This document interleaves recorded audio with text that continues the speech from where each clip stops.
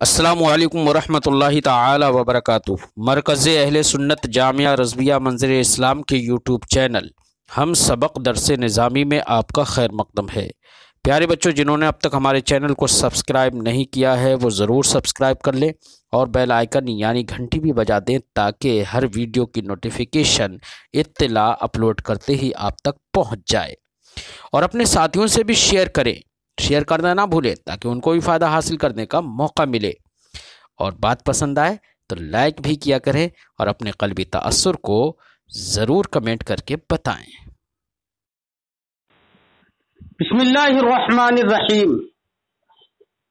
وَكَذَلِكَ بَعَثْنَاهُمْ لِيَتَسَاءَلُوا بَيْنَهُمْ۔ كَذَلِكَ بَعَثْنَاهُمْ، اسی طرح سے ہم نے ان کو اٹھایا۔ بعث یبعث، بعثن کا معنی ہوتا ہے اٹھانا، باب فتح یفتح سے۔ کس طرح سے؟ ذالکہ سے اشارہ کس کی طرف ہے؟ تو ذالکہ کا مشار الیہ صاحب تفسیر ذکر کر رہے ہیں، یعنی جس طریقے سے ہم نے انہیں سلایا اور اسی طریقے سے ہم نے ان کو اٹھایا۔ تو ذالکہ سے اشارہ وہ تمام واقعہ ہے کہ جو ان کے سلانے کا واقعہ ہے۔ صاحب تفسیر فرماتے ہیں کما انمناہم تلک النوم کذالک ایقظناہم اظہارا للقدرۃ علی الانامۃ والبعث جمیعا، یعنی جس طریقے سے ہم نے ان کو وہ نیند سلائی جو کہ خاص نیند تھی کہ ہم نے ان کے کانوں پر پردہ ڈال دیا کہ جس سے ان کو کوئی آواز بھی نہ آئے، ایسے ہی ہم نے ان کو بیدار کیا۔ کذالک ایقظناہم، ایقظ یوقظ، ایقاظ بیدار کرنا، اسی طریقے سے ہم نے ان کو بیدار کیا۔ یہ سلانا اور بیدار کرنا کیوں کیا؟ اظہارا للقدرۃ علی الانامۃ والبعث جمیعا، اس بات کو ظاہر کرنے کے لیے کہ ہم کو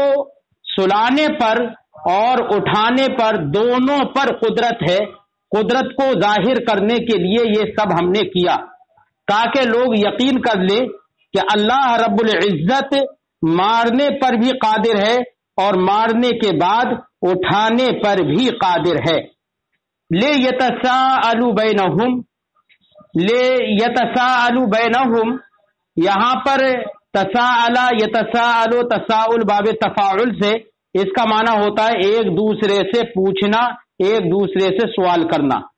لیتساءلوا بینہم، تاکہ وہ لوگ آپس میں ایک دوسرے سے پوچھیں۔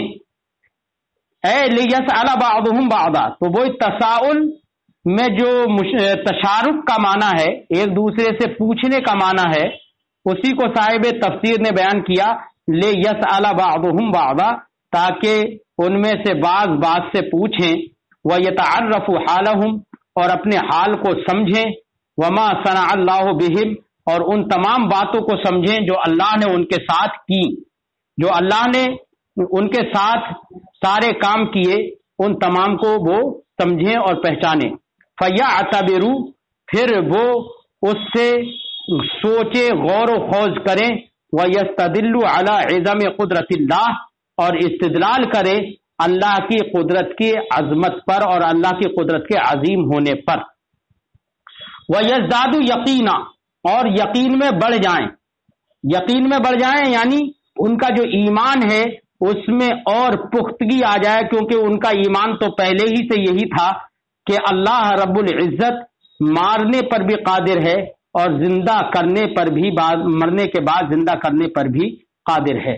تو اب یقین تو پہلے ہی تھا، لیکن یزدادو یقینا، یہ سب ہم نے ان کو کر کے دکھایا تاکہ ان کا یقین،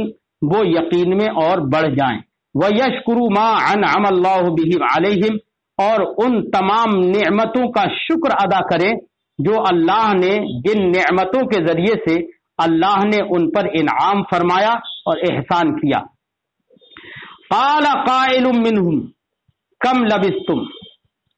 تو جب ہم نے ان کو اٹھایا تو وہ آپس میں پوچھ رہے ہیں، ایک دوسرے سے پوچھتے ہیں، کیا پوچھتے ہیں؟ قال قائل منہم، ان میں سے کسی کہنے والے نے کہا۔ کس نے کہا؟ تو ان کی جماعت کا جو سربراہ تھا، جو رئیس تھا، جو سردار تھا، اس نے کہا اسی لیے قائلن کی تفسیر رئیسہم سے صاحب تفسیر نے کی، یعنی ان میں سے قائل نے کہا، یعنی ان کے سردار نے کہا، کیا کہا؟ کم لبستم، کتنا تم ٹھہرے۔ اس نے پوچھا کتنا ٹھہرے۔ لبسا یلبسو، لبسن کا معنی ہوتا ہے ٹھہرنا۔ کم لبستم، کتنا ٹھہرے، کتنا ٹھہرے۔ تو یہاں پر کم جو ہے ممیز ہے اور اس کی تمیز ذکر نہیں کی گئی ہے، لیکن بعد کا جو جواب ہے کہ انہوں نے کہا قالو، انہوں نے کہا لبسنا یومن او بعض یومن، کہ ہم ایک دن یا ایک دن کا کچھ حصہ ٹھہرے۔ تو یہ جواب یہ بتا رہا ہے کہ یہاں پر ان کے ٹھہرنے کی مدت اور ٹھہرنے کے ایام کے بارے میں اس نے سوال کیا، کم لبستم، کتنا ٹھہرے، یعنی کتنے دن ٹھہرے۔ تو اب اصل اس کی ہوگی کم یومن لبستم، تو یومن تمیز ہوگی اس کی، جو کہ حذف کر دی گئی ہے۔ حذف اس لیے کر دی گئی ہے کیونکہ اس کا جو جواب ہے وہ اس پر دلالت کر رہا ہے۔ تو کم یومن لبستم اس کا معنی ہوگا کتنے دن تم لوگ ٹھہرے۔ اب صاحب تفسیر نے اس کی تفسیر میں کہتے ہوئے کہا کم مدتا لبسکم، تمہارے ٹھہرنے کی مدت کیا ہے، کتنی ہے۔ تو یہاں پر مدت نکال کر صاحب تفسیر نے یہ بتایا کہ مدت جو ہے وہ تو ظرف ہے، تو اب یہاں پر کم جو ہے وہ کم لبستم میں کم جو ہے وہ ظرفیت کی بنا پر منصوب ہوگا، لہذا صاحب تفسیر نے وہی ظرفیت کا معنی بتانے کے لیے مدت لفظ نکال کر دکھایا اور کہا کم مدتا لبسکم، تمہارے ٹھہرنے کی مدت کیا ہے، کتنی ہے۔ قالو، تو وہ لوگ بولے لبسنا یومن او بعض یومن، کہ ہم ایک دن رکے ٹھہرے یا ایک دن سے بھی کچھ حصہ۔ یہ جواب ہے۔ اب ظاہر بات ہے کہ آپ کو معلوم ہے کہ ان لوگوں کے پاس کوئی دلیل تو تھی نہیں جس دلیل سے وہ یہ کہتے کہ ہم ایک دن یا بعض دن ٹھہرے۔ تو یہ تو انہوں نے غالب زن، ان کا زن غالب جس پر ہوا وہ انہوں نے بتا دیا۔ تو اب یہ جواب ان کا جو تھا یہ غالب زن پر مبنی تھا، یعنی اپنے غالب زن سے، زن غالب سے انہوں نے یہ بتایا۔ اسی کو صاحب تفسیر فرماتے جواب مبنی علی غالب زن، یہ جو ان کا یہ جواب ہے یہ غالب زن پر مبنی ہے۔ اور غالب زن پر مبنی ہے تو اب اس سے ایک بات سمجھ میں آئی کہ ان لوگوں نے غالب زن سے یہ بتایا کہ ہم ایک دن یا دن کا کچھ حصہ ٹھہرے، تو اب اس میں ایک ہمارے لیے ایک دلیل ہے۔ دلیل یہ ہے کہ انہوں نے غالب زن سے جب یہ جواب دیا تو ہمیں اس سے یہ خبر ملی اور یہ پتہ لگا کہ اجتہاد کرنا اور زن غالب کا قول کرنا یہ جائز ہے، اس کے جواز پر ہمیں دلیل مل جاتی ہے اس سے۔ اسی کو صاحب تفسیر فرماتے ہیں وفیہ دلیل علی جواز الاجتہاد والقول بالظن الغالب، اس میں دلیل ہے اجتہاد کے جواز پر کہ جب کوئی بات نصوص سے معلوم نہ ہو پائے تو اس بات پر اجتہاد کرنا جائز ہے، اور ظن غالب کا قول کرنا یہ جائز ہے۔ یہ دلیل مل جاتی ہے ہمیں ان لوگوں کے اس قول سے جس کو اللہ نے یہاں پر فرمایا اور یہاں پر ذکر فرمایا اللہ نے۔ قالوا ربکم اعلم بما لبستم، تو ایک گروہ نے تو یہ کہا کہ ہم ایک دن یا اس کا کچھ حصہ ٹھہرے، لیکن دوسرے گروہ نے انہی میں سے ان کا انکار کیا اور کہا کہ نہیں، ایک دن یا بعض دن نہیں ٹھہرے ہیں، بلکہ اس کی مدت ہمیں معلوم نہیں ہو سکتی ہے، کیونکہ ہم جو اپنے اندر علامات اور اپنے جسم کے اندر جو علامتیں دیکھ رہے ہیں اس سے لگتا ہے کہ ہم ایک دن یا آدھے دن نہیں ٹھہرے ہیں، کیونکہ ایک دن میں یا آدھے دن یا کچھ دن کے کچھ حصے میں نہ اتنے لمبے بال ہوں گے، نہ ہی اتنے ہمارے جسم بڑھ جائیں گے اور نہ ہی اتنے بڑے بال ہو جائیں گے۔ اس لیے ان لوگوں نے ان امارات اور ان نشانیوں کی طرف دیکھتے ہوئے انہوں نے کہا کہ اللہ ہی ہمارے ٹھہرنے کی مدت کو صحیح سے جانتا ہے، ہم اس کو نہیں جانتے ہیں۔ قالو، وہ بولے ربکم اعلم بما لبستم، تمہارا رب ہی اس کو سب سے بہتر جانتا ہے جو تم ٹھہرے۔ بما لبستم میں ماں جو ہے یہ مصدریہ ہے، माँ मज़दरिया है तो माँ मज़दरिया होगा तो ये लबिस्तुम जो है फेल ये मज़दर के माना में हो जाएगा। तो इसीलिए साहिब तफसीर ने यहाँ पर उसको मज़दर के माना में लेकर उसकी तफसीर की और कहा कालू रब्बुकुम आलमु बिमा लबिस्तुम का माना है रब्बुकुम आलमु बेमुद्दते लुब्सिकुम। तो लुब्स से तफसीर करना इस बात की तरफ इशारा करना है कि माँ लबिस्तुम में माँ मज़दरिया है। इनकारुन अलैहिम, ये कुछ लोगों ने जो ये कहा कि अल्लाह बेहतर जानता है, ये इन लोगों का उन लोगों पर इनकार है जिन लोगों ने ये कहा था कि हम एक दिन या दिन का कुछ हिस्सा ठहरे, उनके ऊपर इनकार है। इनकारुन अलैहिम मिन बादिहिम, उन्हीं में से बाज लोगों का उनके ऊपर इनकार है। कान्नहुम कद अलिमु बिल अदिल्ला, ऐसे गोया के इन लोगों ने दलाइल से ये जान लिया या इल्हा और इल्हामिन या अल्लाह की जानिब से कोई इल्हाम हुआ जिस इल्हाम के जरिए से इन लोगों ने ये जान लिया अन्नल मुद्दत मुतताविलतुन, कि हमारे ठहरने की जो मुद्दत है वो दराज हो चुकी है, एक दिन या बाज दिन नहीं है। व अन्ना मिक़दारहा ला यअलमुहु इल्लल्लाह, और जो मुद्दत दराज हुई है उस मुद्दत की मिक़दार को सिर्फ अल्लाह ही जानता है, ये इन लोगों ने कहा। अच्छा, इनको ये शुबा कैसे हुआ था कि एक दिन या बाज दिन हम ठहरे, जिन लोगों ने ये कहा था, तो एक दिन या बाज दिन का उन्होंने कह कैसे दिया अपने गालिब जन की बिना पर? तो गालिब जन उन्होंने इसलिए किया था क्योंकि जब ये लोग गार में दाखिल हुए थे तो उस वक्त सुबह का वक्त था, तो सुबह के वक्त में ये गार में दाखिल हुए और जब ये बेदार हुए तो उस वक्त जवाल का वक्त था। तो इन्हें ये लगा कि सुबह में हम दाखिल हुए हैं और जवाल का वक्त हुआ है, इसलिए या तो एक दिन है या एक दिन से कुछ हिस्सा कम है, यानी बाज दिन है। तो इसलिए इन्होंने ज़न्ने गालिब से ये कह दिया। इसी रिवायत को इमाम साहिब तफसीर जिक्र कर रहे हैं। वरूविया अन्नहुम दखलुल कहफ़ा गुदवतन, गुदवतन का माना होता है सुबह का वक्त, जो तुलुए फजरे सादिक से तुलुए आफताब के बीच का जो वक्त होता है उसको गुदवा कहते हैं। फरमाते हैं कि वरूविया अन्नहुम, रिवायत ये की गई है कि ये लोग दाखिल हुए हैं कहफ यानी गार में गुदवतन सुबह के वक्त। वकाना इंतिबाहुहुम बाद जवाल, और इनका बेदार होना जवाल के बाद हुआ। फजन्नु, तो इन्होंने ये ख्याल किया अन्नहुम फी यौमिहिम, कि ये उसी दिन में उठ गए हैं जिस दिन में वो गार में दाखिल हुए थे। फलम्मा नजरू इला तूले अज़फारिहिम, लेकिन जब दूसरे कुछ लोगों ने ये अपने अज़फार, ये जुफरुन की जमा है, जुफरुन का माना होता है नाखून, और अशार ये शारुन की जमा है, इसका माना होता है बाल। लेकिन जब इन लोगों ने अपने नाखूनों के दराजगी को देखा, नाखूनों की लंबाई को देखा और बालों की लंबाई को देखा, कालू, तो बोले, कालू जालिका, तो वो ये बोले, क्या बोले? रब्बुकुम आलमु बिमा लबिस्तुम, कि तुम्हारा रब ही बेहतर जानता है इसको, है ना। हमको ये यकीन नहीं, हम ये यकीन नहीं कर सकते कि हम एक दिन या बाज दिन ठहरे हैं, क्योंकि इतने टाइम में, इतने से वक्त में इतने लंबे नाखून और इतने लंबे बाल नहीं हो सकते। वक़द इस्तदल्ल इब्न अब्बास रज़ियल्लाहु ताला अन्हुमा अला अन्ना सहीह अन्ना अददहुम सबआ। फिर साहिब तफसीर ये बात जिक्र कर रहे हैं कि देखिए यहाँ पर उन्हीं के एक गिरोह ने कहा था कि एक दिन या बाज दिन ठहरे, और पूछने वाला एक रईस था, एक उनका सरदार था, और फिर बाद में कुछ लोगों ने ये कहा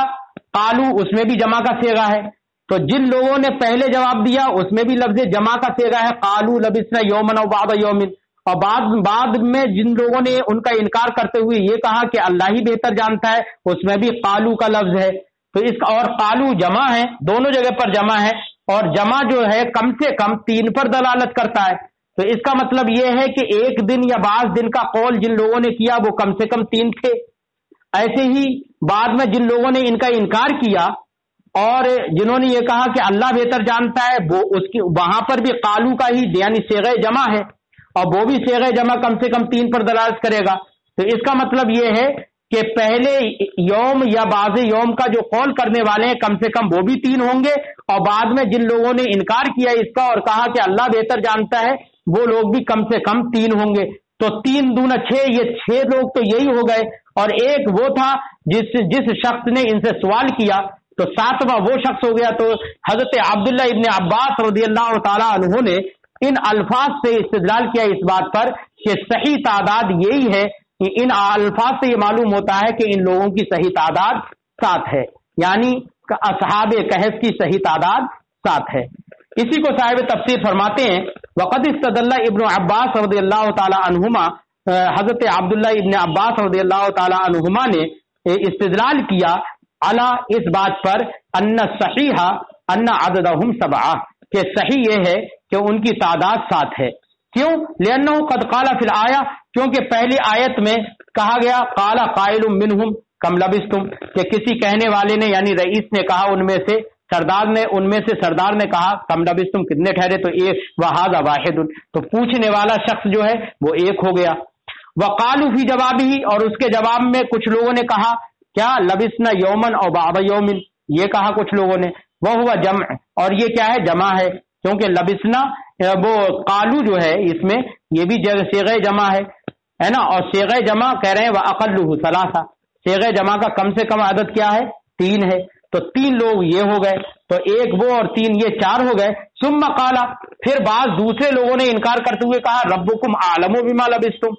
یہ کہا، تو یہاں پر بھی قالو ربکم اعلم بما لبستم ہے، یہ بھی صیغہ جمع ہے، تو اب یہ بھی صیغہ جمع ہے، تو کہہ رہے ہیں صاحب تفسیر وہذا قول جمع آخرین، یہ دوسرے جماعت کا قول ہے، تو اور دوسری جماعت کم سے کم وہ بھی 3 کی جماعت ہوگی، فصاروا 7، تو یہ کل کتنے ہو گئے؟ 7 ہو گئے۔ اس لیے حضرت عبداللہ ابن عباس رضی اللہ تعالی عنہ نے ان کے 7 ہونے کی تعداد کو صحیح قرار دیا اور کہا، انہی آیات کریمہ سے انہوں نے استدلال کر لیا۔ کیا کہا؟ اللہ ہی بہتر جانتا ہے۔ فبعثوا احدکم بورقکم، فبعثوا، یہ بعث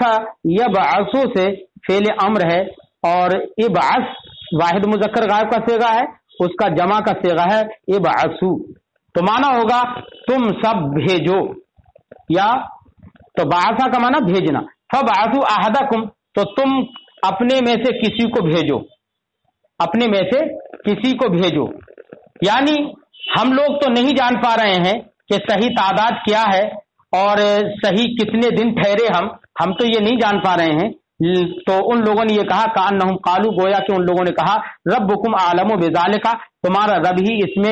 اس کو بہتر جانتا ہے، لا طریق لکم الی علمی، اس کے جاننے کا تمہارے پاس کوئی راستہ نہیں ہے، فخذوا فی شیء آخر، تو اب اس معاملے میں مت پڑو کہ ہم کتنے دن ٹھہرے کتنے دن نہیں ٹھہرے، یہ تو اللہ ہی بہتر جانتا ہے، لہذا جو کوئی کام ہمارا اور ضروری ہے اس کام میں لگ جاؤ، تو فخذوا فی شیء آخر، تو کسی اور کام میں لگ جاؤ، مما یہمکم، جو تمہیں اہم ہے، تمہارے لیے اہم ہے، ایسے کسی اور کام میں لگ جاؤ۔ تو وہ دوسرا کام کیا ہے جو اہم تھا ہمارے لیے، ان لوگوں کے لیے؟ تو انہوں نے کہا فبعثوا احدکم، تو تم میں سے کسی ایک کو بھیجے،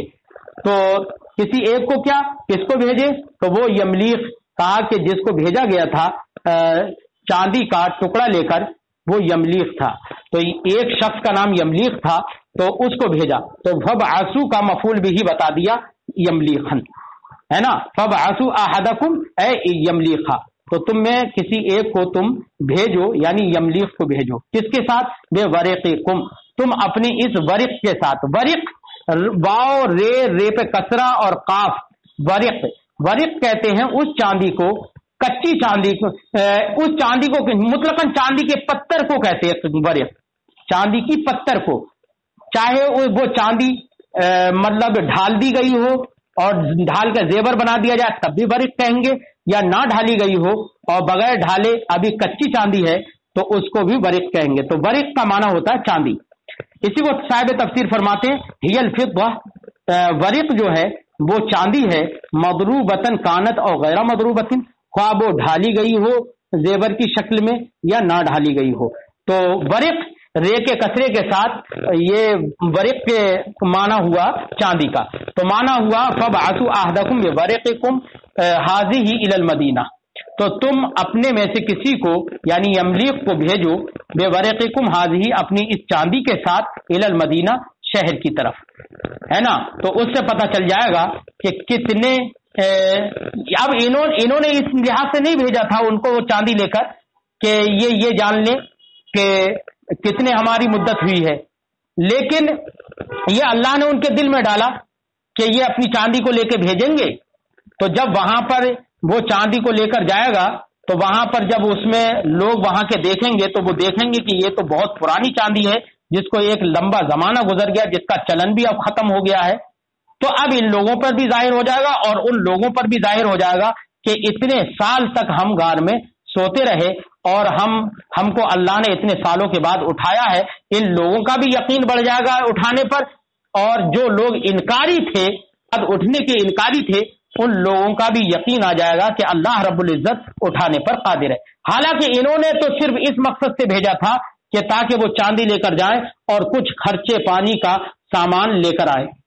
اس لیے بھیجا تھا۔ فرماتے ہیں بِبَرِقِكُمْ هِيَ الْفِضَّةُ مَضْرُوبَةً كَانَتْ أَوْ غَيْرَ مَضْرُوبَةٍ۔ ورق یہ چاندی ہوتی ہے، خواہ اس کو ڈھالا گیا ہو یا نہ ڈھالا گیا ہو، ہر ایک قسم کی چاندی کو ورق کہیں گے۔ تو ورق یہ ایک قرات ہے اور ایک دوسری قرات را کے سکون کے ساتھ بھی ہے، یعنی بے ورقکم، تو را کے سکون کے ساتھ بھی ایک قرات ہے جس کو صاحب تفسیر نے فرمایا وہ بے سکون را اور را کے سکون کے ساتھ ورقکم۔ یہ کس کی قرات ہے؟ ابو عمرو شامی کی ہے اور حمزہ کی ہے اور ابو بکر کی ہے۔ ان لوگوں کی قرات را کے سکون کے ساتھ ہے بے ورقکم۔ بے ورقکم ہذہ الی المدینہ، اپنی اس چاندی کے ساتھ بھیجو الی المدینہ، شہر کی طرف، جس شہر میں، یہاں پر مدینہ بمعنی شہر ہے، جس شہر میں انہوں نے بھیجا اس شہر کا نام تھا ترسوس، شہر کا نام تھا ترسوس۔ اسی ترسوس کو بلکہ تاکہ فتح کے ساتھ ترسوس، جیسے کہ حلزون، یہ ترسوس ایک شہر تھا جو کہ نہایت سرسبز و شاداب شہر تھا، جس کا نام افسوس اس سے پہلے تھا۔ یعنی یہ لوگ جب غار میں آئے تھے تو غار میں آنے سے پہلے اس کا نام افسوس تھا، اور جب یہ غار میں سے اٹھے تھے اور جب انہوں نے اپنی چاندی کو لے کے بھیجا، اب اس شہر کا نام ہی بدل چکا تھا، اس شہر کا نام ترسوس ہو گیا تھا، تو کہ فتح کے ساتھ ہیا ترسوس، وہ شہر ترسوس تھا۔ وَحَمْلُهُمُ الْبَرْقَ عِنْدَ فِرَارِهِمْ دَلِيلٌ عَلَىٰ أَنَّ حَمْلَ النَّفْقَةِ وَمَا يُصْلِحُ لِلْمُسَافِرِ هُوَ رَأْيُ الْمُتَوَكِّلِينَ عَلَى اللَّهِ دُونَ الْمُتَّكِلِينَ عَلَى الْاتِّفَاقَاتِ وَعَلَىٰ مَا فِي أَوْعِيَّةِ الْقَوْمِ مِنَ النَّفْقَاتِ۔ اب صاحب تفسیر ایک بات بتانا چاہ رہے ہیں جو کہ ہمارے دور میں بھی آج کل لوگوں کے وہم و خیال میں اس طرح کی باتیں ہوتی ہیں، صاحب تفسیر اس وہم کا ازالہ کرتے ہیں۔ خلاصہ یہ ہے کہ صاحب تفسیر بتاتے ہیں کہ دیکھیے یہ لوگ اللہ والے تھے، اور اللہ والے جب اللہ کے دین کے خاطر اپنے سفر کو جا رہے ہیں اور بستی چھوڑ کر غار میں جا رہے ہیں، تب یہ اپنے ساتھ چاندی وغیرہ سامان کچھ لے کر جا رہے ہیں۔ تو یہ چاندی وغیرہ سامان لے کے جانا یہ اس بات کی دلیل ہے کہ مسافر کے لیے جو ضروری چیزیں ہوتی ہیں سفر میں، ان چیزوں کو مسافر اپنے ساتھ میں لے لے، اور کھانے پینے کی چیزیں، اپنے خرچے کے سامان اپنے ساتھ میں لے لے۔ یہی اللہ پر توکل کرنے والوں کا یہی نظریہ ہے نا۔ اور ان تمام چیزوں کا مسافر کو اپنے ساتھ میں لے لینا یہ توکل علی اللہ کے خلاف نہیں ہے۔ لہذا مسافروں کو چاہیے کہ وہ اللہ پر بھروسہ بھی رکھیں اور ساتھ ہی ساتھ اپنے طور پر ظاہری اسباب بھی تیار رکھیں، ہے نا۔ یہ توکل کے خلاف نہیں ہے، یہ صاحب کتاب صاحب تفسیر درس دے رہے ہیں۔ مسافر کو یہ نہیں چاہیے کہ وہ یہ دل میں سوچ کر نکل پڑے سفر پر کہ چلو نکل چل رہے ہیں اور اللہ رب العزت رازق ہے، اب اگر ہمیں بھوک لگے گی تو کہیں پر بھی کسی مسافر سے یا کوئی اتفاق ضرور ایسا ہو جائے گا کہ جہاں پر ہمیں کچھ نہ کچھ کھانے کو مل جائے گا، تو یہ سوچ کر نہیں چلنا چاہیے۔ یہ در حقیقت توکل علی اللہ کے خلاف ہے، اور یہ بات کہ مسافر اپنے ساتھ کچھ سامان کو لے لے یہ توکل علی اللہ کے خلاف نہیں ہے۔ آج کے زمانے میں بھی کچھ لوگ یہی کہتے ہیں کہ جب اللہ پر تم بھروسہ رکھنے والے ہو تو پھر کام کاج کیوں کرتے ہو، تو طرح طرح کے کام کیوں کرتے ہو، اللہ تو تمہیں دے دے گا۔ لوگ طنز کے طور پر کچھ جاہل لوگ اس طریقے کی باتیں کرتے ہیں، تو ان کو چونکہ یہ معلوم نہیں ہے کہ سامان کو اختیار کرنا، اسباب اختیار کرنا، ظاہری اسباب کو اختیار کر لینا، ان کو لے لینا، ظاہری طور پر خرچوں کو لے لینا، خرچوں کے سامانوں کو لے لینا، یہ توکل اللہ کے خلاف نہیں ہے، چونکہ ان لوگوں کو یہ بات معلوم نہیں ہے، اس طرح کی جہالت میں یہ لوگ باتیں کر دیتے ہیں۔ اسی کو صاحب تفسیر فرماتے ہیں وَحَمْلُهُمْ الْوَرْقَ، ان کا چاندی کو اپنے ساتھ میں لے لینا، عند فرارہم، اپنے بھاگنے کے وقت، اپنے دین کے خاطر بھاگنے کے وقت، دلیل، یہ ان کا اپنے ساتھ چاندی کو لے لینا یہ دلیل ہے علی، اس بات پر، ان حمل النفقۃ وما یصلح للمسافر، کہ اسباب اور سامان اور خرچوں کو ساتھ میں لے لینا، اور مسافر کے لیے جو بھی چیزیں مصلح ہوتی ہیں، مسافر کی جو بھی ضرورت کے سامان ہوتے ہیں ان کو اپنے ساتھ لے لینا، ہوا رأی المتوکلین علی اللہ، یہ اللہ پر توکل رکھنے والوں کا ہی نظریہ ہے، دون المتکلین علی الاتفاقات، یہ ان لوگوں کا نظریہ نہیں ہے جو صرف اتفاقات پر بھروسہ کرتے ہیں۔ اتفاقات یعنی جس کے ذہن میں یہ رہتا ہے چلو کھانا تو مل ہی جائے گا کہیں نہ کہیں سے، اور اتفاق سے وہ کھانا مل گیا تو انہوں نے سوچ لیا کہ نہیں بھائی کھانا تو مل ہی جاتا ہے، اس لیے بغیر لیے ہی سفر میں نکل پڑے، تو یہ کہلاتے ہیں متکلین علی الاتفاقات۔ تو یہ متوکلین علی اللہ کا نظریہ ہے، نہ کہ ان لوگوں کا نظریہ جو اتفاقات پر بھروسہ رکھتے ہیں، وعلی ما فی اوعیۃ القوم من النفقات، اور ان پر بھروسہ رکھتے ہیں جو قوم کے اوعیہ برتن، وعاء ان کی جمع ہے، وعاء اس برتن کو کہتے ہیں جس میں کوئی چیز رکھ کر اس کی حفاظت کی جائے، تو جس میں کسی چیز کو حفاظت کے طور پر رکھ دیا جائے اس برتن کو وعاء کہتے ہیں عربی میں، اسی کی جمع ہے اوعیہ۔ تو یہ اتفاقات پر بھروسہ کرنے والوں کا نظریہ نہیں ہے، ایسے ہی ان لوگوں کا نظریہ نہیں ہے جو بھروسہ کر لیتے ہیں فی اوعیۃ القوم من النفقات، ان پر بھروسہ کر لیتے ہیں جو کہ قوم کے حفاظت کے برتنوں میں چیزیں ہوتی ہیں کھانے خرچے کی۔ من النفقات یہ ماں کا بیان ہے، یعنی جو خرچے، جو ساز و سامان قوم کے برتنوں میں ہوتا ہے اس پر جو لوگ بھروسہ کر کے نکل جاتے ہیں کہ چلو قوم تو کھلا ہی دے گی، ہے نا، ان پر جو لوگ بھروسہ کر کے چلے جاتے ہیں، نکل جاتے ہیں، ایسی اتفاقات پر جو لوگ بھروسہ کرتے ہیں ان کا یہ نظریہ نہیں ہے۔ تب توکل علی اللہ رکھنے والوں کا نظریہ یہی ہے کہ اپنے ساتھ میں سامان سفر ساتھ میں لے کر چلیں۔ اسی پر حضرت امام صاحب تنزیل جو ہیں، مدارک التنزیل جو ہیں، وہ ایک روایت پیش کرتے ہیں کہ کسی عالم دین سے ایک روایت ہے، جو عالم دین اللہ کے گھر کا حج کرنے کے بڑے شوقین تھے، ان کے دل میں جذبہ تھا بیت اللہ کا، تو انہوں نے ایک بات کہی، ان کی بات کا خلاصہ یہ ہے، انہوں نے کہا کہ یہ جو سفر حج کیا جاتا ہے، اب دیکھیے اب یہاں پر ایک چیز دھیان رکھنا، ایک عام سفر نہیں کر رہے ہیں وہ،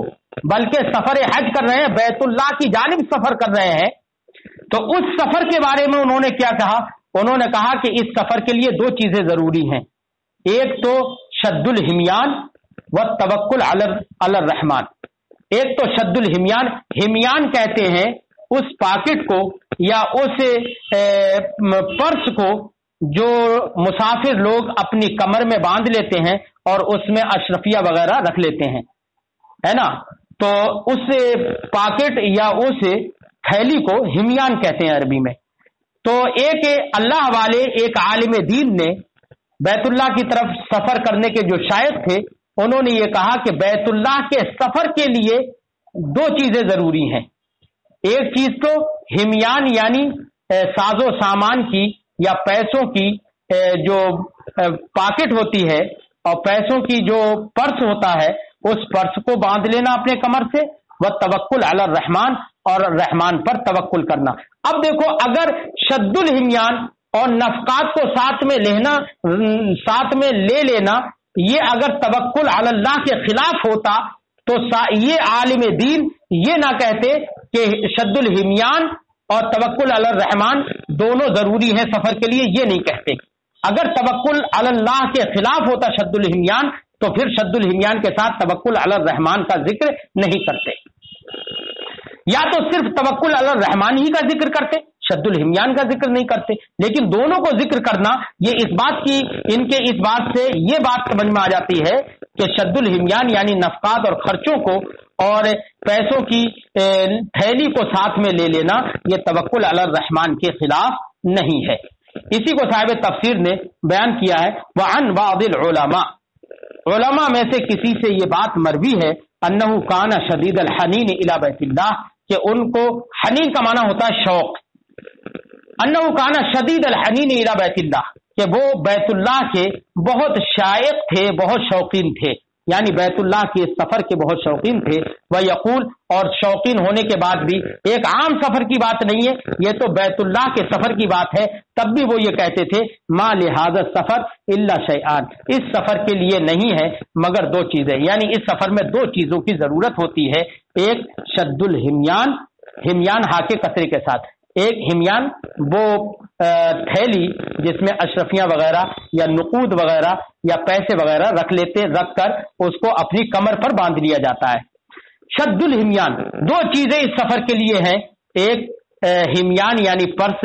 یا تھیلی کا باندھ لینا کمر سے، والتوکل علی الرحمن، اور رحمان پر توکل کرنا، اللہ رب العزت کی ذات پر توکل کرنا۔ تو دیکھیے توکل علی الرحمن کے ساتھ شد الہمیان کا ذکر کرنا ان کا اس بات کی دلیل ہے کہ نفقات وغیرہ سفر میں لے لینا، خرچے اور اسباب سامان سفر کو ساتھ میں لے لینا، یہ توکل علی الرحمن کے خلاف نہیں ہے۔ اور یہاں پر تو یہ اس سفر کے بارے میں کہہ رہے ہیں جو خود اللہ رب العزت کے گھر کی طرف سفر ہے، تو وہاں پر جب شد الہمیان کو انہوں نے ضروری قرار دیا تو پھر کیا حال ہوگا اس سفر کا جو کہ بیت اللہ کا نہ ہو، ایک عام سفر ہو، تو وہاں پر تو کھانے خرچے اور اسباب سفر کو ساتھ میں لے لینا بہت ہی ضروری ہوگا، اور وہ توکل علی الرحمن کے خلاف نہیں ہوگا۔ بات مجھے امید ہے کہ سمجھ میں آ گئی ہوگی۔ آج کی گفتگو یہیں پر ختم کرتے ہیں، اذان کا وقت ہو رہا ہے۔ السلام علیکم ورحمۃ اللہ تعالی وبرکاتہ۔